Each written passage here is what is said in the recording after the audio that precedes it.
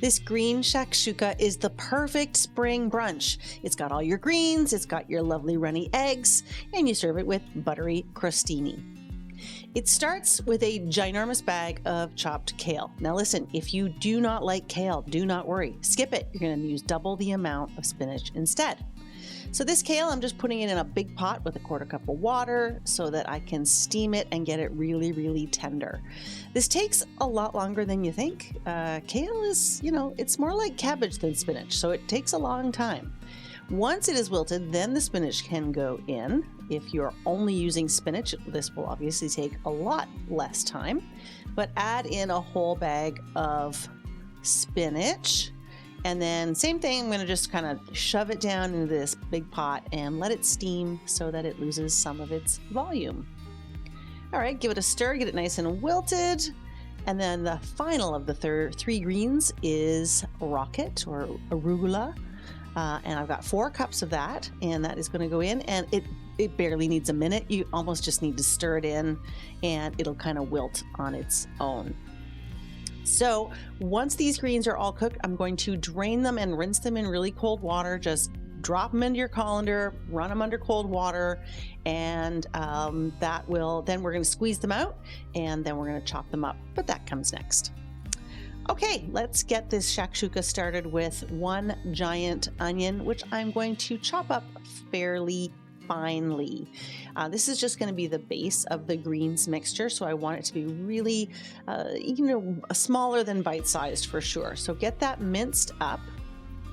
Of course, remember the way to do this is to make 2 parallel cuts in the onion, not going all the way through to the back. Then you make your downways cuts, then you do your crosswise cuts. Okay, so big, wide, shallow pan. I'm going to add 1 tablespoon of butter and those onions. Now, I was using unsalted butter, so I had to add some salt. Then I'm going to prep up some garlic here. Get in there. But let's get these onions really, really soft. So reduce the heat down to low, put the lid on, and let them cook really, really, really slowly. Next up, herbs. This is parsley. This is curly parsley. Don't forget about curly parsley, friends. Justice for curly parsley. It's just as delicious. Okay, this one was very, very dirty though, so I had to really wash it well. Now, chop up this lovely parsley. I'm going to want about a half a cup of it chopped up. Listen, you can use flat leaf parsley if that's what you have. It's fine. I love them both equally. But you want it chopped up really, really fine, and then measure it so that it is a half a cup. If you have a little bit extra, 100% just add it to the mixture. You don't want to be throwing out that chopped parsley. Hey, you did all that work. Don't throw it out. The next herb is fresh dill. Again, a huge quantity of fresh dill. Oh, hold on. The onions are getting nice and soft. Another little minute. Okay, another little minute. Back to the dill.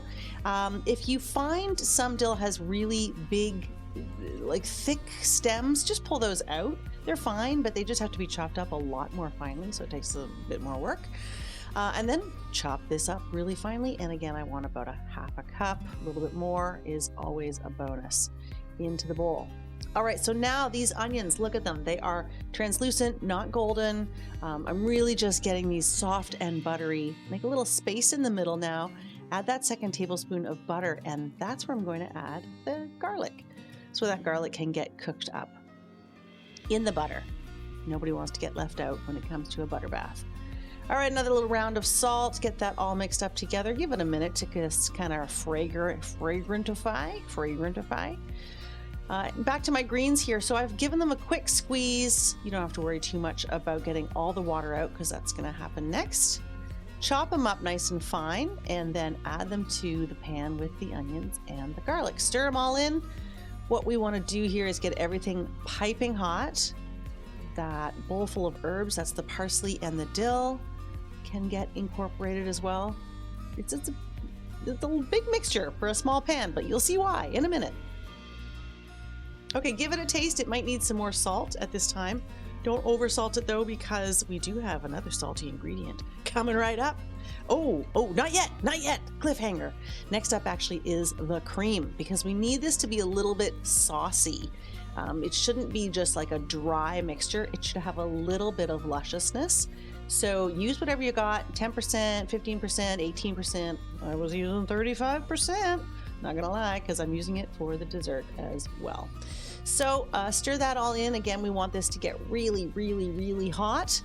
So never worry about just like adding the lid and getting it nice and hot one more time. Okay, give it a little stir now. Aha, aha, told ya, feta. You know, this was inspired by spanakopita, so of course that's why there is feta and spinach and dill and yum, right? Put feta on anything, it's gonna be great. Mix that all in and get it nice and hot. Now I am going to make some space to poach the eggs. I'm using the back of a ladle to make 4 little divots in this spinach mixture. And into each divot, I'm going to crack an egg. Hey, what if you're serving more than 1, 2, 3 people? Maybe you need more eggs. You can easily do that. Just check the notes on this recipe and I will tell you exactly what to do. Little sprinkle of salt, then just put the lid on, and then now you can kind of adjust the heat depending on how quickly you want these eggs cooked. Let's make some crostini. I've got a lovely loaf of just plain white bread. Oh, the best. Cut it thinly. This is important. You want these to actually get really quite crispy. So I'm doing a bunch of things here to make sure they're crispy. I'm going to cook them on a rack over a baking sheet. I'm going to brush both sides with a little bit of vegetable or canola oil. And then I'm going to bake them until they are golden brown, flipping them when, about halfway through. So this is how you get a real crunchy, buttery crostini. So you see now, I'm going back to the shakshuka. Those eggs have not done a single thing. They are cooking very, very slowly, and that is the beauty of this shakshuka. It's ready when you want it. Sometimes this happens. You notice that one of the eggs is cooking more quickly than the others. It just means there's a hot spot on your stove, so just adjust the positioning of your pan. Once you're ready to get these eggs cooking, just increase the heat a bit. You can see that there's a lot more bubbling happening in here now. I'm still going to keep it covered just enough so that the whites of the eggs are set and the yolks remain nice and runny. You might find there's a little bit of liquid pooling around the eggs. Just use a fork and let some of that liquid run down through the spinach and kale mixture and it'll all even itself out. Okay, these are ready and look yum, perfectly golden, extra brown and crispy, particularly on one side. Yeah, I am. I'm adding more butter because you know what? These are buttery crostini. It is a special brunch and it is worth it.